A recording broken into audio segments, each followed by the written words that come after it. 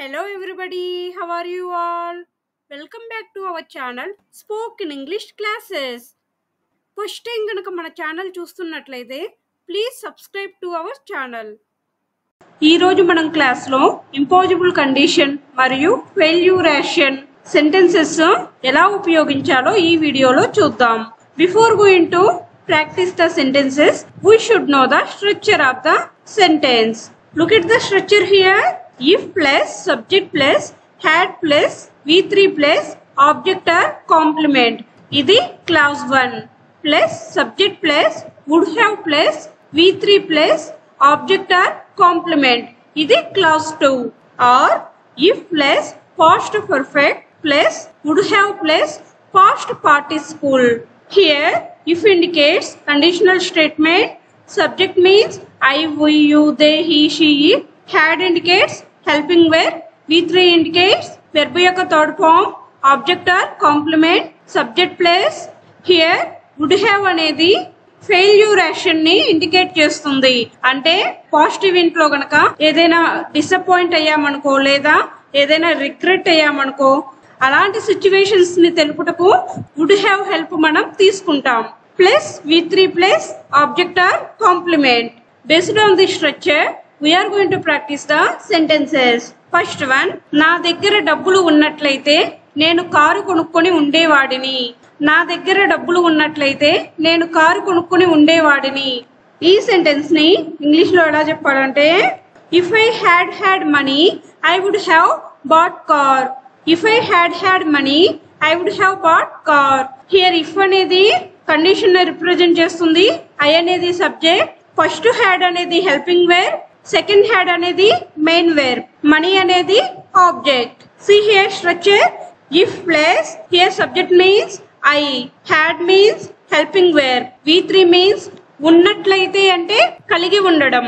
కలిగి ఉండడాన్ని ఇంగ్లీష్ లో ఏమంటారు? హ్యావ్. హ్యావ్ యొక్క థర్డ్ ఫామ్ ఏంటి? Have, had, had. హ్యాడ్ అనేది హ్యావ్ యొక్క థర్డ్ ఫామ్ కాబట్టి ఇక్కడ హ్యాడ్ అనేది మనకు వస్తుంది. మనీ అనేది ఇక్కడ object or complement. Here I అనేది సబ్జెక్ట్, వుడ్ హ్యావ్ అనేది ఫెయిల్యూరేషన్ ని మనకు ఇండికేట్ చేస్తుంది. బాట్ అనేది V3, కార్ అనేది ఆబ్జెక్ట్. సి హియర్ నా దగ్గర డబ్బులు ఉన్నట్లయితే నేను కారు కొనుక్కొని ఉండేవాడిని.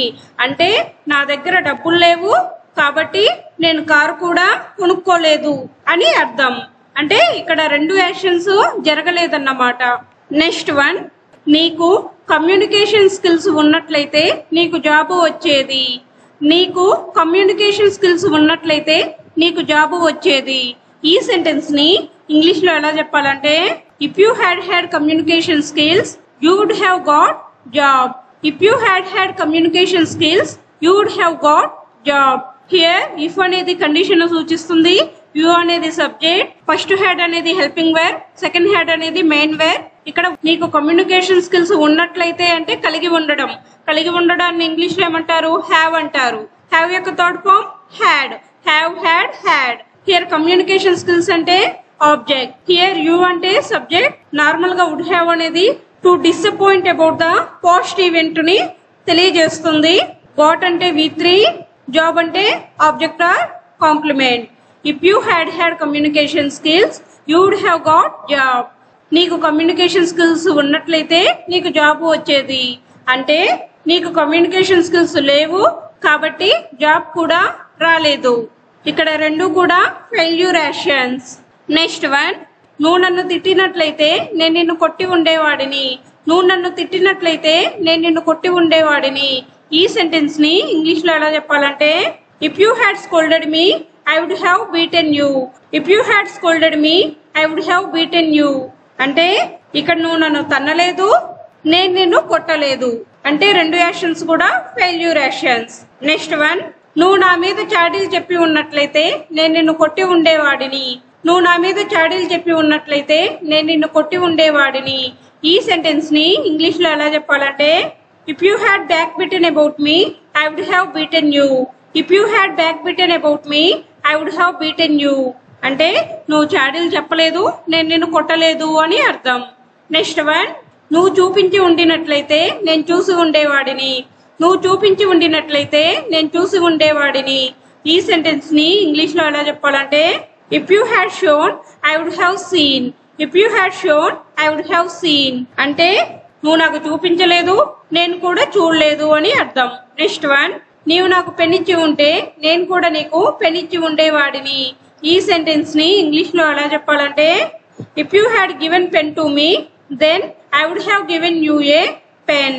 If you had given pen to me then I would have given you a pen అంటే నువ్వు నాకు పెన్ ఇవ్వలేదు, నేను కూడా నీకు ఇవ్వలేదు అని అర్థం. నెక్స్ట్ వన్, నీవు నా మాట విని ఉంటే నేను నీకు సహాయపడేవాడిని. నీవు నా మాట విని ఉంటే నేను నీకు సహాయపడేవాడిని. ఈ సెంటెన్స్ ని ఇంగ్లీష్ లో ఎలా చెప్పాలంటే if you had listen to my words I would have helped you. If you had listen to my words I would have helped you అంటే ఇక్కడ నీవు నా మాట వినలేదు, నేను నీకు సహాయపడలేదు, రెండు యాక్షన్స్ జరగలేదు ఇక్కడ. నెక్స్ట్ వన్, నేను బాగా ఇంటర్వ్యూలో పెర్ఫామ్ చేసి ఉన్నట్లయితే నేను సెలెక్ట్ అయి ఉండేవాడిని. నేను బాగా ఇంటర్వ్యూలో పెర్ఫామ్ చేసి ఉన్నట్లయితే నేను సెలెక్ట్ అయి ఉండేవాడిని. ఈ సెంటెన్స్ ని ఇంగ్లీష్ లో ఎలా చెప్పాలంటే if I had performed well in interview I would have been selected. If I had performed well in interview I would have been selected అంటే నేను ఇంటర్వ్యూలో బాగా పెర్ఫామ్ చేయలేదు కాబట్టి నేను సెలెక్ట్ కూడా అవ్వలేదు అని అర్థం. ఇక్కడ రెండు యాక్షన్స్ జరగలేదు. నెక్స్ట్ వన్, నువ్వు ఇచ్చి ఉంటే నేను తీసుకునేవాడిని. నువ్వు ఇచ్చి ఉంటే నేను తీసుకునేవాడిని.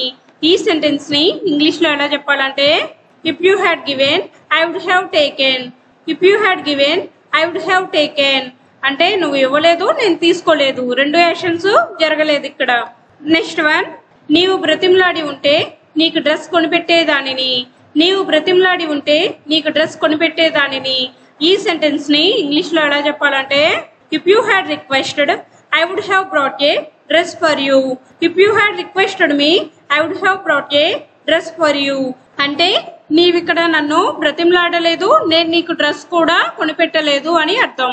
ఇక్కడ కూడా రెండు యాక్షన్స్ ఫెయిల్ అయినాయి. That's it for today. If you like the video, please like, share and subscribe to my channel for more videos. We will meet in next class. Thank you.